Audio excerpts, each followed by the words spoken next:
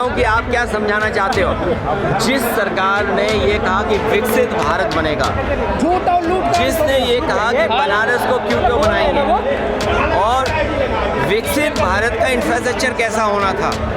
आपने कुंभ में देखा कि अगर इनका इंफ्रास्ट्रक्चर अच्छा होता, और जो तैयारी बताई थी कि 100 करोड़ की उन्होंने तैयारी की है, अगर 100 करोड़ की तैयारी होती तो लोगों को यह असुविधा नहीं होती। लोगों की जान गई है, लोग बड़े पैमाने पर परेशान हुए हैं। जाम में न केवल श्रद्धालु लोग और जो लोग आए थे दर्शन के लिए वो परेशान हुए, बल्कि आम जनता भी परेशान हुई है। लोगों की जान गई है। जो सरकार लगातार दावा कर रही है वो अभी तक ये नहीं बता पा रही कि जान कितनों की गई है। केवल भगदड़ की जान नहीं, जो लोग यहाँ आए दर्शनार्थी श्रद्धालु, उनकी भी बड़े पैमाने पे जान गई है, जो सरकार छिपा रही है।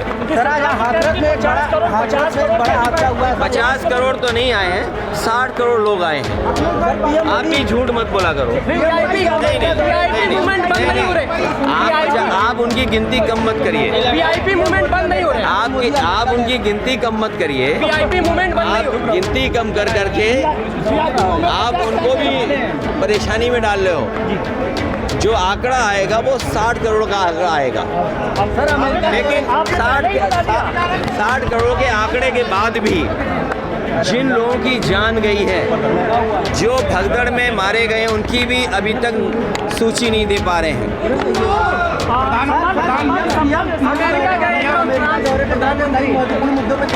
ये तो अच्छी बात है, अमेरिका जाना चाहिए और अमेरिका जाना चाहिए। अमेरिका से व्यापार ऐसा लाएं जिससे हमारे लोगों की खुशहाली हो। हम अपना बाज़ार अमेरिका को न दे दें। व्यापार आए, लेकिन हम अपना बाज़ार अमेरिका को न दे दें। और मैंने तो लोकसभा में भी कहा था कि पिछली बार प्रधानमंत्री जी हीरा लेके गए थे, इस बार कम से कम सोने की चेन ले जाते। और भारत मजबूत हो, हम आप सब चाहते हैं हिंदुस्तान ताकतवर हो। हिंदुस्तान जब ताकतवर होगा, हमारे नागरिक अगर कानून तोड़ करके गए तो ये किसकी नाकामी है? क्या यही विकसित भारत का सपना है कि लोगों को नौकरी रोजगार यहाँ नहीं मिल रहा है, वो मजबूरी में जा रहे हैं वहाँ पर, और इनकी सरकार में दलाल पैसे लेकर के भेज रहे हैं, जिसमें पंजाब है, गुजरात है। और अगर सूची निकालोगे आप तो सबसे ज़्यादा इस तरह भारत से जाने वाले लोगों में गुजरात के लोग ज़्यादा होंगे।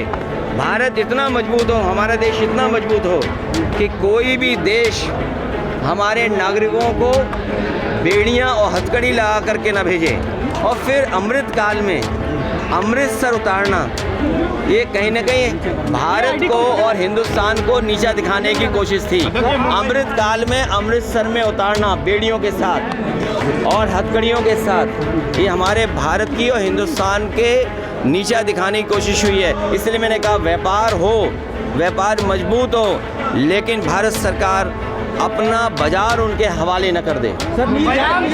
में जो जेसीबी का जेसीबी की रिपोर्ट सदन में पेश की गई है, जेसीबी की रिपोर्ट बीजेपी ये कह रही है। देखिए, भारत सरकार का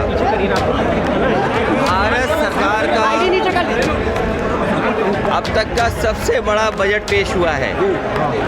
भारत सरकार का लगातार ये दावा रहा है कि आने वाले समय में दुनिया की 5वीं अर्थव्यवस्था से वो नंबर 3 की अर्थव्यवस्था पे पहुंच जाएंगे, और नौकरी, रोजगार, किसान की आय और विकसित भारत का एक नक्शा उन्होंने तैयार किया है। विकसित भारत का एक रोड मैप तैयार किया है।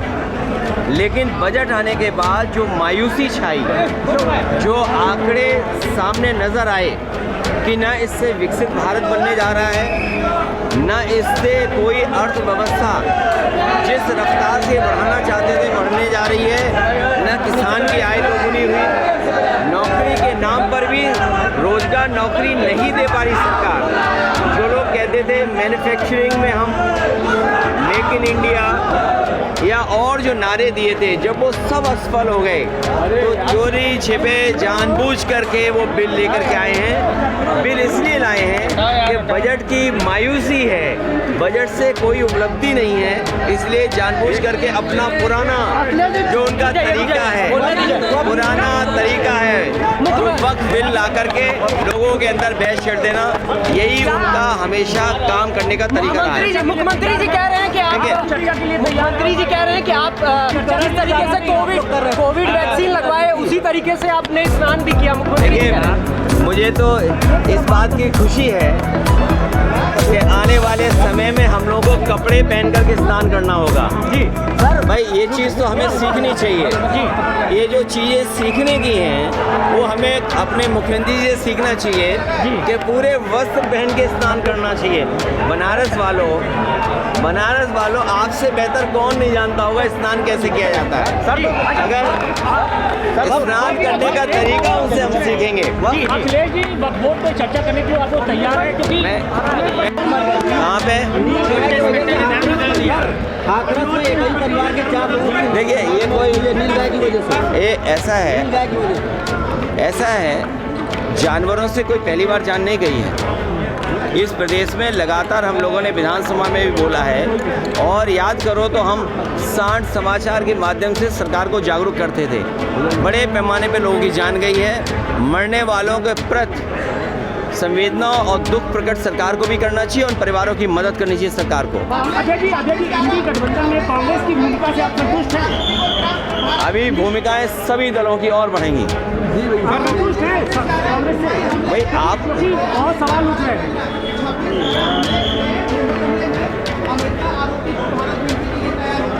तो ये तो जो भी भारत और हिंदुस्तान की सीमा और भारत की आंतरिक सुरक्षा के लिए खतरा बनता है उसमें कार्रवाई हो, उसमें हर देश को सहयोग करना चाहिए। मुंबई कोऑपरेटिव बैंक आज बंद हो गया है, कई लोगों का पैसा फंसा है। लोग कहाँ पर? मुंबई का कोऑपरेटिव बैंक को बंद कर दिया गया है। देखिए कोऑपरेटिव यूनिवर्सिटी बनने जा रही है और कोऑपरेटिव में मुझे नहीं पता है कि किस कारण वो घटना हुई होगी जहाँ पर अकाउंट, लेकिन सच्चाई ये है कि आपके पैसे की कीमत नहीं बची है। जो लोग अगर रिबेट भी दे रहे हैं या आपके 12 लाख पर कर रहे हैं तो बताओ महंगाई क्या है। अगर महंगाई कम कर देते तो शायद सबको लाभ मिलता और आपसे बेहतर कौन जानेगा। कोविड के बाद इनमें से किसी का वेतन नहीं बढ़ा है। तो अब देखो मुस्कुराए, कोविड के बाद से जितना इनका वेतन कम हुआ उससे ज़्यादा इनका वेतन नहीं बढ़ पाया।